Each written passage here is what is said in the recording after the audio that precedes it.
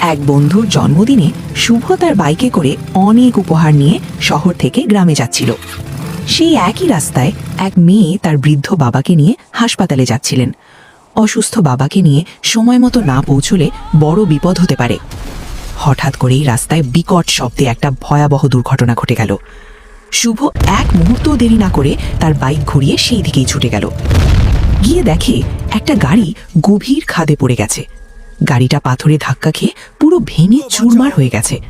বাবা আর মেয়ে কোনোভাবে একটা গাছের ডাল ধরে ঝুলছে আর প্রাণপণে সাহায্য চাইছে। শুভ দেরি না করে তার ব্যাগ থেকে একটা দড়ি বের করল। কাছের গাছে শক্ত করে বেঁধে নিজের জীবনকে ঝুঁকিতে ফেলে খাদে নেমে গেল। সে প্রথমে মেয়েটিকে শক্ত করে ধরল, তারপর ধীরে ধীরে দড়ি টেনে উপরে তুলতে লাগলো।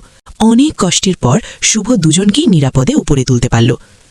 বাবা কাঁপা গলায় বললেন, আজ থেকে তুই আমার ছেলের থেকেও বেশি কিছু। মেয়েটি দুর্বল হাতে নিজের চুলের ভিতা খুলে শুভর হাতে বেঁধে দিল। এটা রাখো, তুমি আজ আমার জীবন বাঁচিয়েছ।